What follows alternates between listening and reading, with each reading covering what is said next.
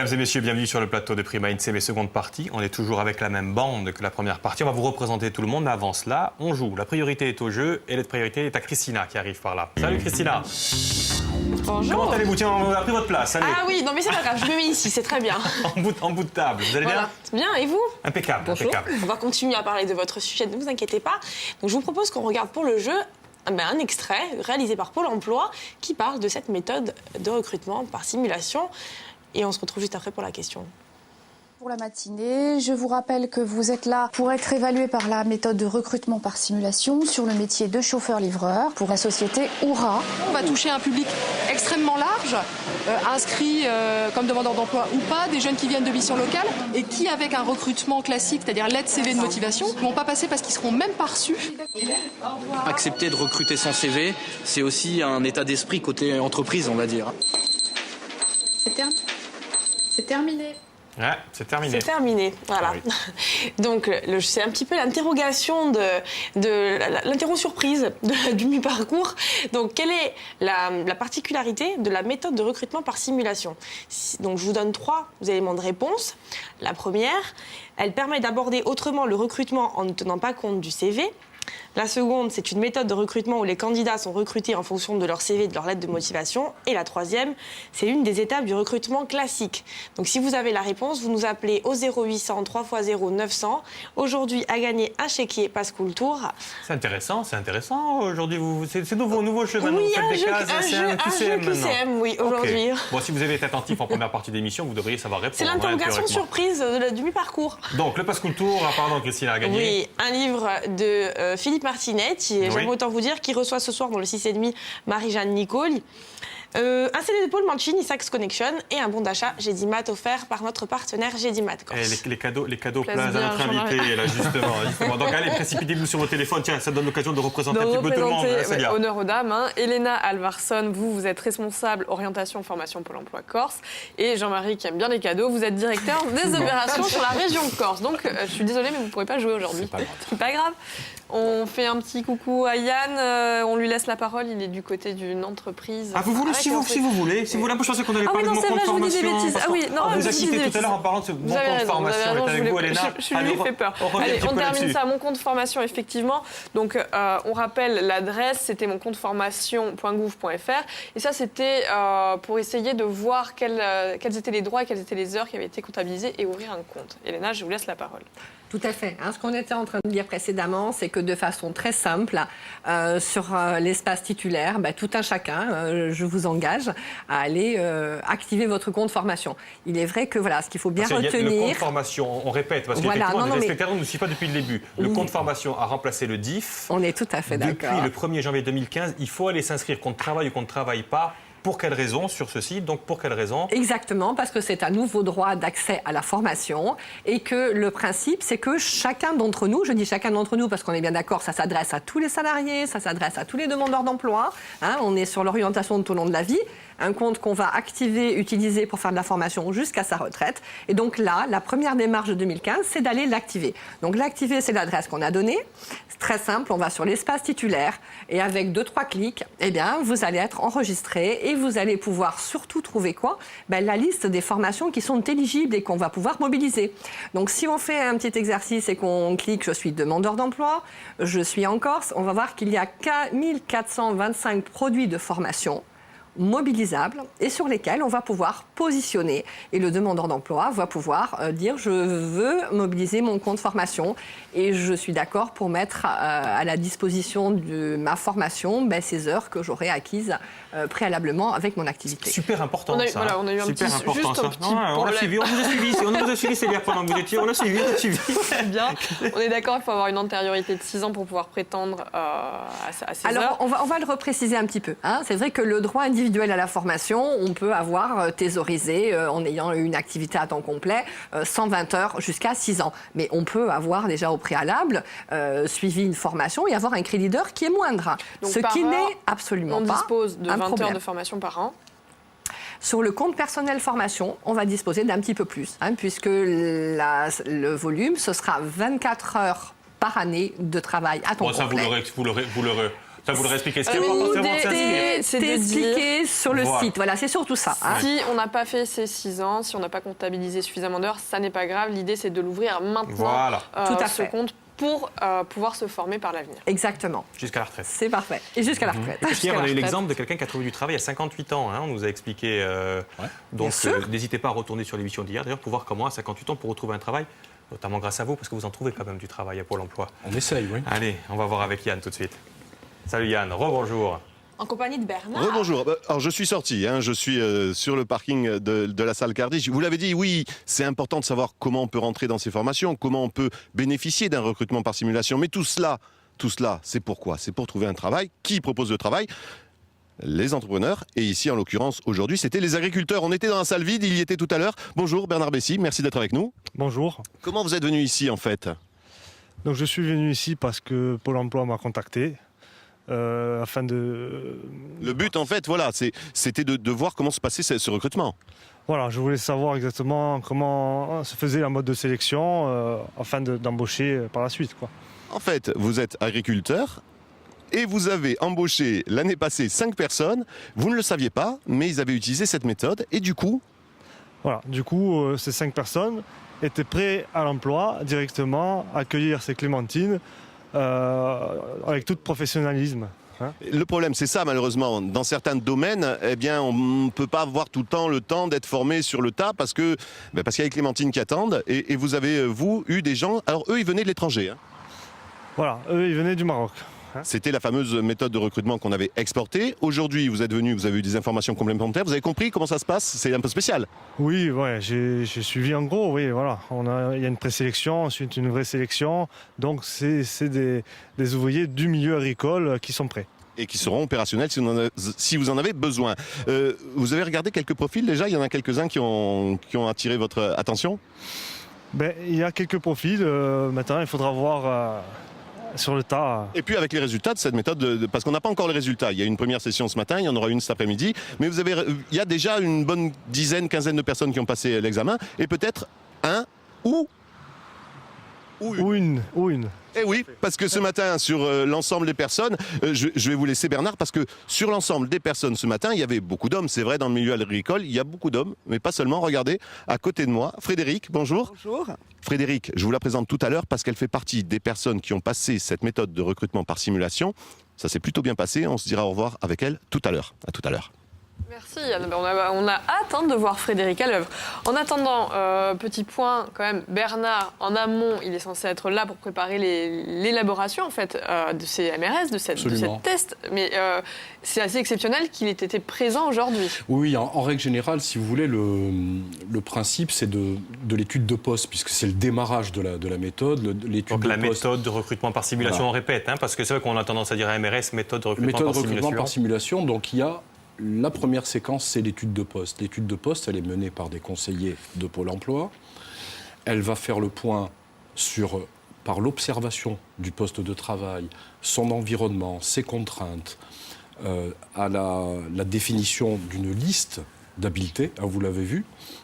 Et cette liste d'habiletés, elle va être soumise à l'employeur ou au recruteur qui va la valider. Et ensuite, le recruteur, on va le retrouver, mais après les tests. Donc là, c'est le mauvais exemple, là. C'est le contre-exemple. Il assiste, mais théoriquement, il ne doit pas assister, voilà. en fait. C'est pour nous, c'est pour la télévision qu'on a mis le recul.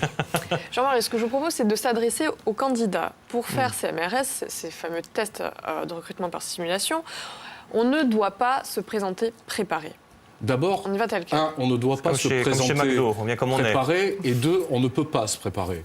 Parce que les choses que nous allons rechercher, elles vont être très différentes selon les métiers sur lesquels on va recruter. Aujourd'hui, on recrute à peu près sur 60-65 métiers. Donc vous imaginez une préparation sur la façon de pouvoir mettre en avant des habiletés, des aptitudes, c'est totalement impossible. Mais on sait très bien que tout le monde développe ces qualités-là, ces habiletés, ces atouts. Il n'y a pas besoin de préparation pour ça. Parmi les tests, il y a des tests qui sont vraiment très papier-crayon. Oui. Et puis il y en a d'autres qui sont un petit peu plus spectaculaires. On a 2-3 images qui peuvent nous laisser perplexes. Complètement perplexe. On comprend pas pourquoi ce monsieur il est allongé pour écrire. Ça, c'est la méthode. Alors, on fait ça. Le monsieur n'est pas allongé pour écrire, mais c'est pas trop ce qu'il fabrique. Le monsieur a postulé un recrutement par la méthode recrutement par simulation, un emploi de canalisateur. Et dans les habiletés qui ont été listées sur l'emploi de canalisateur, il faut pouvoir travailler, être capable de travailler en milieu confiné et dans des postures physiques qui sont difficiles. Et justement, vous Et avez donc, une on anecdote. fait l'exercice avec une caisse en ferraille. Et là, vous n'avez qu'un aspect parce qu'à un moment donné, le monsieur, il doit pas rentrer entièrement dans la caisse en ferraille, mais il doit au moins y passer sa tête et réaliser quelques opérations. Alors, parmi les autres recrutements un petit peu anecdotiques, on peut développer des compétences. il y en a un pour la Marine nationale. Ah, celui-là, il est assez anecdotique parce que je l'ai vécu à l'époque où j'étais directeur de l'agence Pôle emploi d'Ajaccio et où la Marine nationale nous avait demandé de recruter des agents de sécurité d'appontage. Donc là, on est sur un porte-avions. Alors imaginez comment on crée un porte-avions avec la méthode de recrutement par simulation. C'est un petit peu délicat. Eh ben on l'a fait. Et donc on l'a fait. On a utilisé un couloir de la maison de l'emploi ou de la mission locale, je ne me souviens plus, qui fait une vingtaine de mètres de long. Et on a recréé dans ce couloir une piste d'appontage de porte-avions. Et la méthode en elle-même a été très physique. Pourquoi ? Parce que les candidats, en tout cas au niveau des habiletés qu'on était amenés à repérer, les candidats devaient marcher en canard, ramper, courir, déplacer des objets. Donc ça a donné lieu à quelques... Donc on voit que le CV, finalement, là-dedans, n'a pas sa place. Plus rien à voir. Absolument plus rien à voir. Alors, il y a des chiffres très flatteurs sur votre site, la méthode de recrutement par simulation, sur le site de Pôle emploi. On voit 215 000 personnes ont déjà été recrutées de 2002 à 2010. Donc, c'est une vieille méthode. Oui. Sauf que quand on clique sur la région Corse, il n'y a aucune offre MRS. Dites-moi là sur le site de Pôle emploi. Une offre MRS. On voit toutes les régions, je vois Alsace, Auvergne, du Basse-Normandie. C'est normal, ce sont des régions qui viennent d'enregistrer des offres pour mettre en œuvre ce recrutement. Ce qui se passe à Pronelli est déjà en cours de recrutement. À partir de ce moment-là, on ne le met pas pour éviter que des candidats viennent se présenter et pour lesquels on ne pourrait pas les mettre en testing, quoi. On regarde si Frédéric est apte. On a hâte. Allez, Yann. Et voilà, on va se dire au revoir, mais alors c'est vrai qu'ici on n'a pas mis en place une piste d'appontage et c'est vrai que sur le site on ne les voit pas toutes, mais il y a des offres, on en a parlé tout à l'heure, il y a l'agent aéroportuaire, l'agent de blanchisserie, l'agent du BTP et aujourd'hui c'était agent de taille dans le monde agricole et Frédéric a essayé. Alors comment ça s'est passé Frédéric? Bonjour. Très bien, c'était une expérience très enrichissante.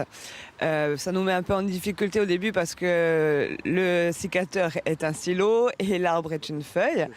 Donc ça met en difficulté, mais ça permet aussi de voir comment ça se passe, la taille, de voir physiquement si c'est faisable de pouvoir tenir dans une position en mettant les bras en l'air. Donc c'était très, très enrichissant.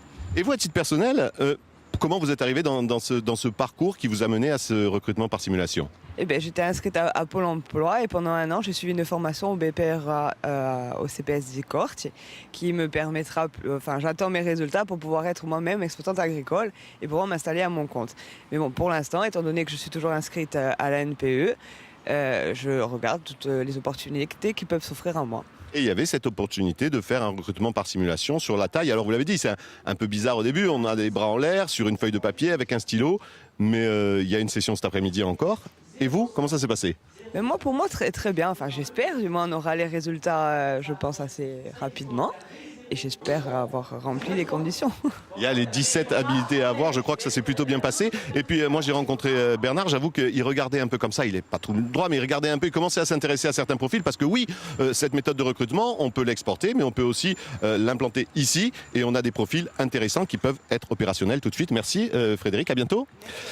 Nous on va se dire au revoir, mais on se retrouve demain. Alors demain ça va être un peu particulier, si vous voulez bien, j'irai de ce côté, du côté de Porto Vecchio, puisqu'on va parler de tourisme, d'emploi dans le tourisme et de mobilité. Et ensuite, hélicoptère, on se retrouvera à Bastia et on parlera de création d'entreprise et de microcrédit. Tout ça, ça sera demain et ça sera Luc, bien sûr, dans une scène. À demain. Bien sûr. Il n'a jamais aussi bien porté son nom que Corse Trotteur. Yann, effectivement, à demain. Yann, à demain. Moi, pour Frédéric, j'ai quelques petites infos. J'espère que les tests sont concluants. Donc, on va parler de l'après-MRS. Il va y avoir un entretien avec le recruteur cette fois-ci, alors qu'il n'était pas là préalablement pendant les tests. C'est clair. Le test terminé, les candidats sont cotés. Donc, il faut un certain nombre de points par rapport à l'étalonnage qui a été fait entre les conseillers Pôle emploi et l'entreprise. Si On est dans la moyenne de l'étalonnage, on est reçu au test. Si on n'est pas dans la moyenne de l'étalonnage, on n'est pas reçu. C'est 17 compétences, c'est ça? 17 compétences, tu peux avoir les 17 sur ce métier-là. Quand on retrouve le recruteur, il sait que les aptitudes, on les a. Absolument. Donc du coup, l'entretien, il va être basé sur la motivation. Et exclusivement sur la motivation. On appelle ça l'entretien motival. Et là... Ouais, on sait qu'il et est cette fois, motivé, on peut là, s'y quand même. préparer, par contre. Mais on sait qu'on est motivé, attention, là, quand même. pas toujours. J'en avais 17 compétences. Alors... Mais il faut vraiment ces 17 compétences, ou s'il n'y en a que 15, on le fait alors, comme... c'est pas le nombre, si vous voulez. Chaque compétence, elle va être cotée et elle va donner lieu au calcul d'une moyenne. Bon, je n'ai plus en tête sur ce métier-là. S'il vous faut 600 points étant l'étalonnage moyen, si vous avez 601, c'est bon. Si vous avez 599, c'est mort. Juste, pour terminer, si on ne se prépare pas à ces fameuses MRS, méthodes de recrutement par simulation, on se prépare à l'entretien de motivation. Et si on échoue, il y a encore une dernière chance, il existe un entretien rebond. Oui, parce que l'échec sur la passation du test peut arriver, bien entendu, mais il peut arriver aussi au moment de l'entretien de motivation. Et donc il y a l'entretien rebond. On fera une autre émission sur l'entretien rebond. Et la MRS, il est bien de signaler aussi qu'elle a été primée en 2007 dans le cadre de l'égalité des chances parce que tous les candidats sont traités de la même façon. Absolument. La HALD a trouvé la méthode complètement dans l'épure de l'égalité des chances. Et donc très bien, je vous félicite. Voilà. Ce qu'il y a, c'est que j'ai envie de donner la parole à Christina parce qu'on a un gagnant, figurez-vous. Donc c'est pour ça que je vous presse un petit peu. Il arrive tout de suite après ça. On va avoir le temps de le prendre. Oui, rapidement. On fait juste un petit coucou. Oui, allez-y. Hein. Bonjour François. Bonjour. Vous nous appelez d'où? Bonjour François. Oui, je vous appelle pour le jeu. Moi, je pense à la question numéro 1. Oui, très bien, bravo. On vous a dit de faire rapide, c'est ça. Vous nous appelez d'où, François? Je vous appelle de Bastia. Qu'est-ce que vous faites dans la vie? Moi, je suis marchand de pizzas. Je vends des pizzas. D'accord. Alors, on viendra goûter vos pizzas quand on est sur Bastia. Vous En tout cas, il a écouté attentivement. Ouais. Bravo d'ailleurs d'avoir écouté l'émission, c'est bien, on est contents nous. Voilà, Christina, elle connaît ma femme en plus. Ah d'accord, ok. Alors je sais pas, votre femme c'est qui? C'est Marie-Hélène. Ah d'accord, un petit coucou à Marie-Hélène alors. C'est bon? François va donner ses cadeaux à Jean-Marie? Non. Voilà, merci. Merci à vous, François. Merci à vous, on vous envoie tout ça rapidement. Et merci à vous deux, vous avez été vraiment clairs. Merci à vous. Voire très intéressant. Merci. C'est dire. Merci à tous les deux. Célie, on se retrouve vendredi? Vendredi, on continue avec de l'économie sociale et solidaire. Vecteur d'emploi aussi. Allez, passez donc une excellente après-midi. À demain, ciao.